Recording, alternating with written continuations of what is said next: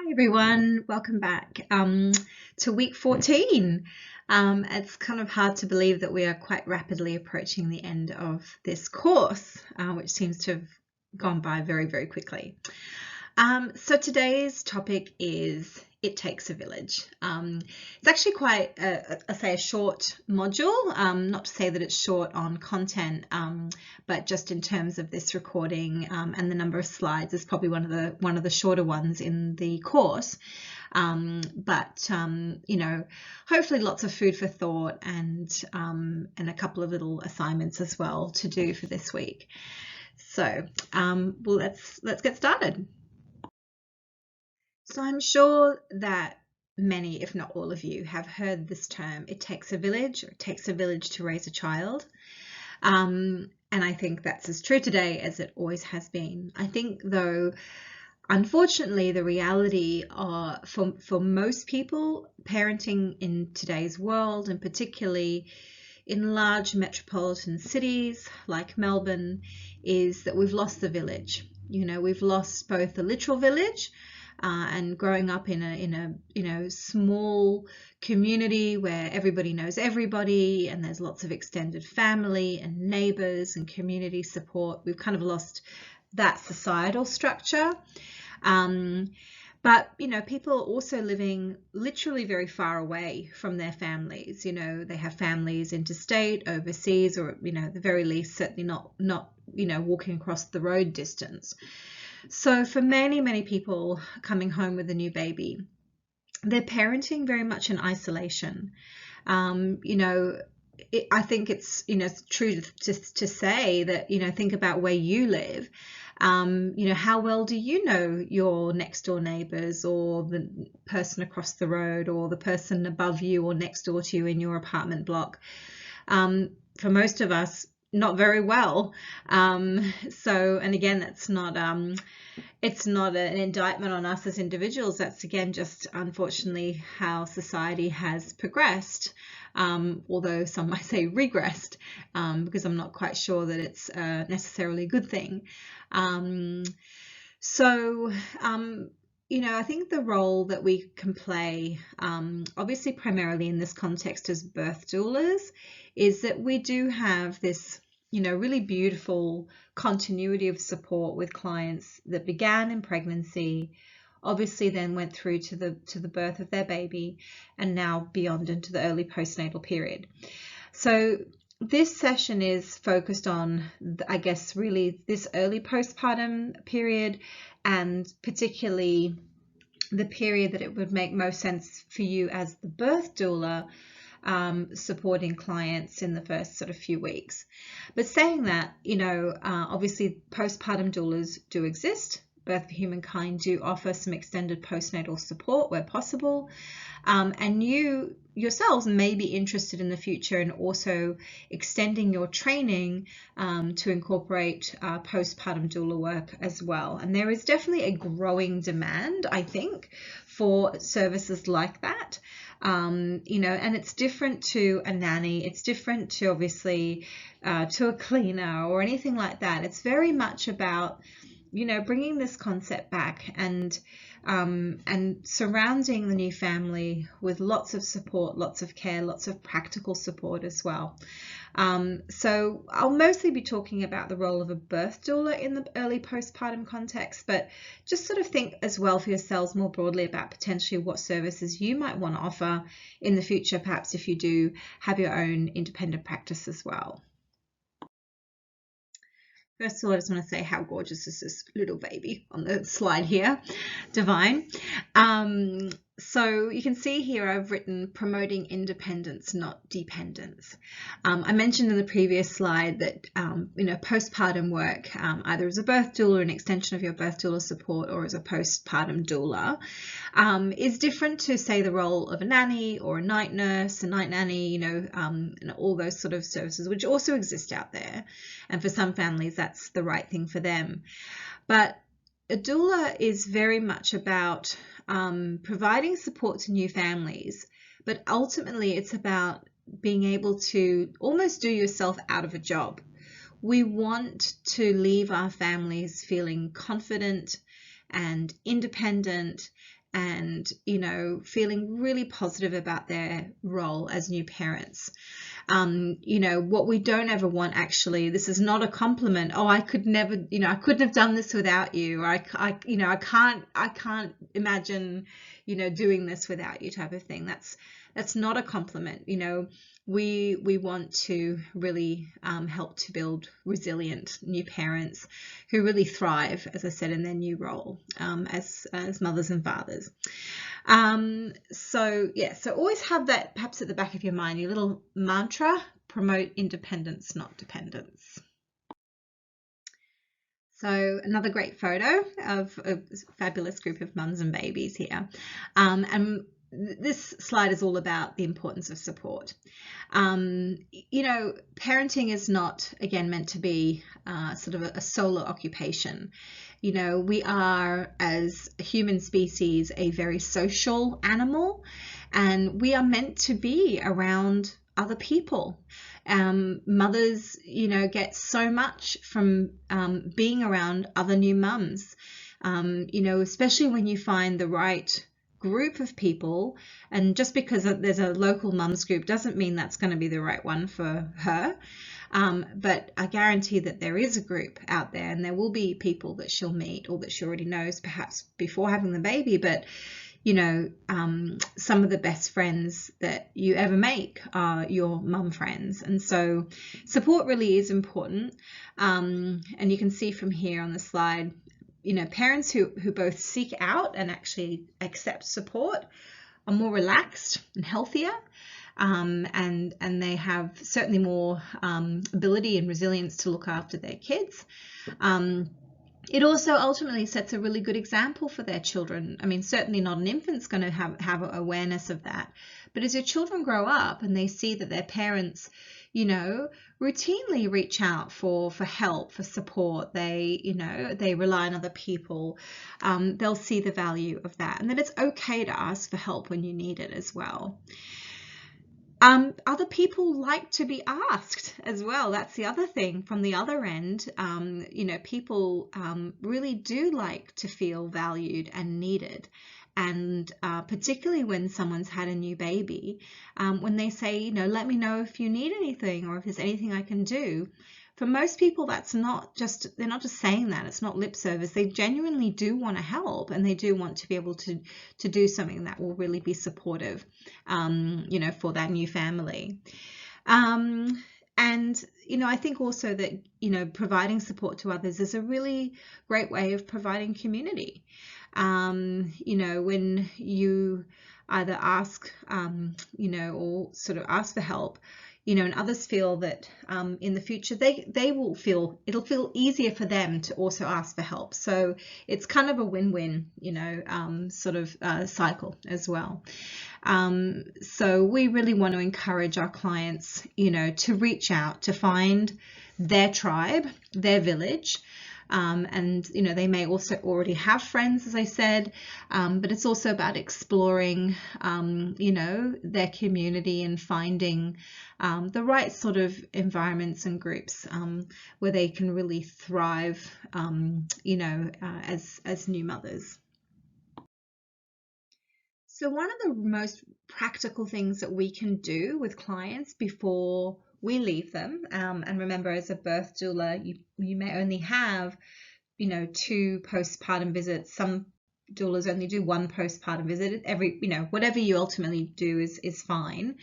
But something you can do with them is sit with them and help them to develop a postpartum plan.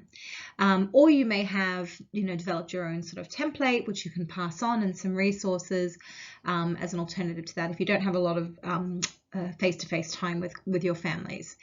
And in the same way, we really emphasize the importance of the birth plan. It's really important to think about the after as well, and where are you going to find the support and the resources in your own local community after you've you know, had a baby. The second point I've got here on the slide, remember to honor this time as a rite of passage. The most important element is the baby moon phase. Now, it's interesting because the term baby moon has kind of really entered into this sort of you know, sort of common, I suppose the most common understanding of that is like the little romantic getaway that a couple has just before their baby is born. It's like the last hurrah as a couple, you know, before they become parents. So when I talk to people about baby moons, that's what they're thinking about. But what I think about as a baby moon is after the birth, when the new family, the mum, the partner, the new baby, kind of cocoon themselves in their own home, you know, with as few interruptions and visitors and all of those sort of things to sort of really sort of disrupt that really intimate and beautiful space. And that's the baby moon. It's about really taking time out to experience this, you know, what is really a very, very short space of time, you know, for all of the exhausting, sleep deprived, you know, days, weeks, months. It goes by in the blink of an eye. And it was one thing, this is a little bit off topic, but I was just recently chatting with a friend of mine who's a midwife and a lactation consultant.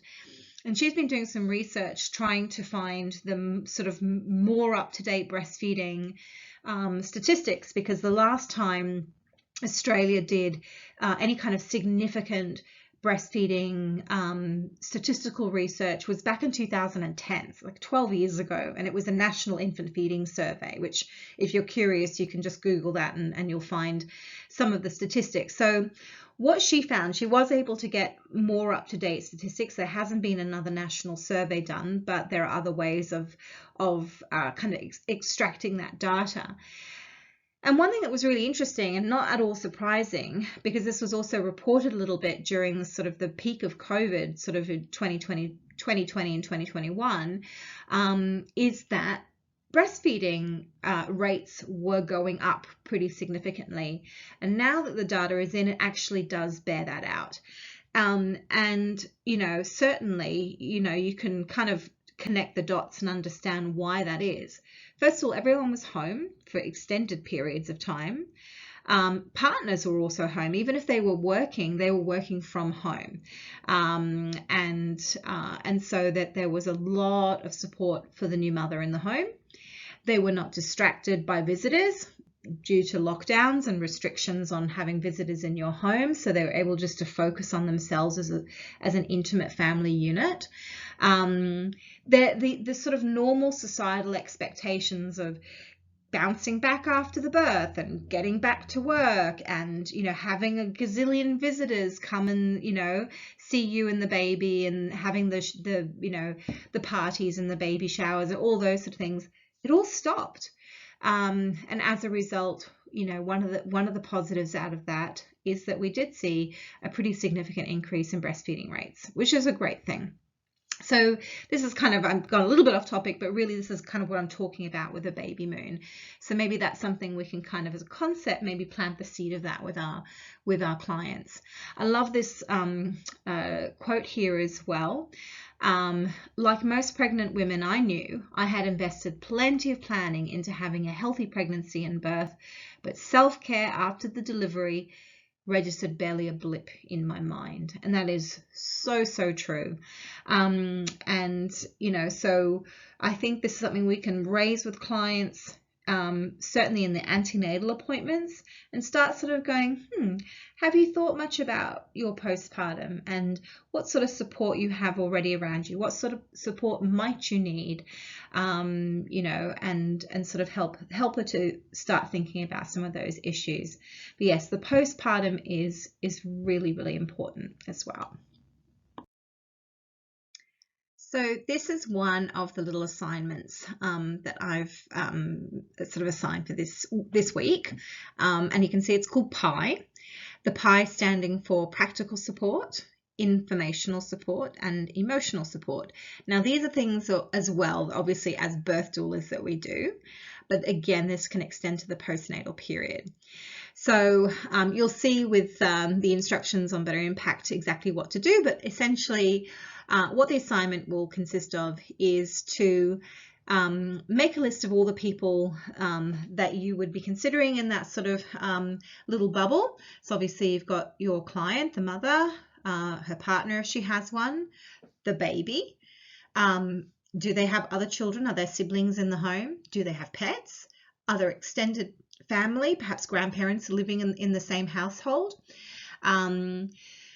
And for each of those people, because they're all part of this unit, this family unit, I'd like you to sort of brainstorm and apply this sort of idea of pie for each of these people. So what practical support does mum need? What informational support does she need? What emotional support does she need? And that basically you would do that, for all the people that you've chosen to include. So at a minimum, I'd like you to have the mum, partner, and the newborn, but you can kind of get a little bit sort of hypothetical and add some other things in there. Do they have a dog that needs, walking every day? Who's going to do the dog walking? If the partner's back at work and the mum is recovering from a C-section, etc. So, thinking about the sort of the realities of what life at home might be like, and how to sort of navigate that, and using pie as a kind of a device to help break down all the areas of support. So that's one of the little assignments. That's actually sort of it for the slides. There are a couple of videos as well to watch. There was a really beautiful clip just a few years ago on the Today Show on Channel 9, which showcased the work of a local volunteer-led program, which in Melbourne is called Mum for Mum, and in Sydney it's the same program, but they call it Caring Mums, I believe, in Sydney.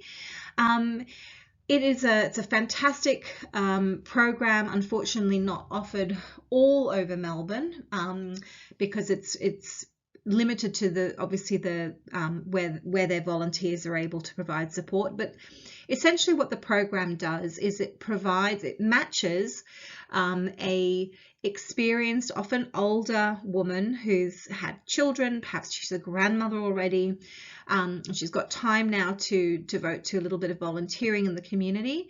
So they match an experienced mother with a new mother who herself is significantly lacking support. She might not have her own mother around, or perhaps has passed away. She may not have a partner even. So it's a service whereby, as I said, it's a bit of a matchmaking process where new mum and the sort of de facto mother are matched together. Both parties need to agree that it is a good match. And then once that match has sort of taken place, essentially it becomes an arrangement between the two women as to the sort of the nature of the support, and what would be most practical, or would make most sense to the new mum. And then what happens is that volunteer will visit the new mother once a week for the whole first year of her baby's life. And it's an incredible program. It's completely free for the mother, which is extraordinary. And so I've got a little video clip that appeared on the Today Show about this program, but the reason as well that I've included it is because there's a mother in that video that was, she's a former Birth for Humankind doula client, and in fact I was her doula, which I remember seeing on the news and going, oh, I know that person. So that was really lovely. But it's a great little clip because it obviously shows you, I mean, this particular young woman was able to find support for the birth through Birth for Humankind, and then was also able to link in with the Mum for Mum program and had that continuing support after the doula's role finished. So have a look at that, and I'll post a link to that program as well, so you can have a look at the work that they do. There's also a documentary which recently it began sort of streaming on the Disney Plus streaming service, So I know probably not all of you have got Disney, but if you do, or you've got access to it, maybe for a day, if you can borrow a login from a friend or something, take the time, the opportunity to watch an extraordinary documentary film from the US called Aftershock. It's just one of the most powerful things I've ever watched.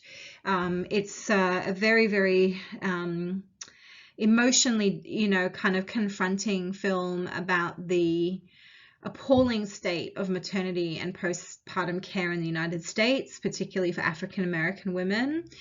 Although it's not sort of directly related to this week's topic, there's a lot of crossover there. And because in the US particularly, women of color are 4 times more likely to die in the perinatal period, and that includes early postpartum, meaning that they're going home, they're getting signed off as well, and ticking all the boxes and being discharged from hospital, only then to die in the early days or weeks post-birth because of health issues that go unchecked, ignored, dismissed, and the primary reason for that is because they are Black women. And I think we'd be very naive to say that we don't have some of those issues here in Australia with Indigenous mothers and with other women of colour as well in Australia. So if you do get a chance to watch Aftershock, I cannot recommend it highly enough. It's a really emotionally quite confronting film to watch, but very, very powerful as well. So that's pretty much it for today. I said it would be kind of short and sweet, but you will see the extra little video clips and the assignments for this week in Better Impact. So hope you enjoy it. Have a lovely week, and we'll see you soon. Being a new mum is a challenge in itself, but it can be made even tougher when you're doing it without the support of your family. The good news is that there are some experienced mums wanting to lend a hand to those who are doing it alone, as today's Christina Hearn reports. You can count on me like 1, 2, 3, I'll be there. I was feeling quite desperate for a little bit more support. I was doing it by myself. Sometimes in life, you just need your mum, but not everyone has theirs around when they embark on the journey of motherhood. Many of our women, for whatever reason, don't have strong connections with their own families, and having a volunteer come in, and not that they really take the place of a mother, but they take on board the nurturing aspect. Which is what attracted Melbourne woman Ray into sharing some of her motherly wisdom through the volunteer-based program called Caring Mums. I just needed a mother to be there for me. My mother wasn't around. Run by mums for mums, the free program matches those needing support with a volunteer. It gives them a shoulder to lean on or just someone to chat to. In Colombia, maybe I will have mom, my sisters, the neighbors, everybody helping. But here it's just was different and was hard. We all know that it takes really a village to raise a child, and many women, unfortunately today, are trying to do it alone. For Julia, her adopted mum Denise has been a lifeline. We really struck a chord with each other. Count on me like 1, 2, 3. There's a lot of effort put into matching new mums with just the right volunteer. And while the program officially only runs for 1 year, the relationships between mums and their volunteers can last a lifetime. I felt relieved, I'd say, to have the extra, to just have someone there. She's really blossomed as an individual. Since the program started last year, 60 new mums have received a helping hand. A mum for everyone when yours might not be around. When you have a new baby, it's like you have so many questions. Just been so good. I will never just leave you, and I won't just go. I will always be there for you. Because I can count on you. What a great program. If you are a new mum yourself, congratulations. Or if you are a volunteer looking to get involved, you can get more information on the Caring Mums program. It is fantastic, and all the details are on our website.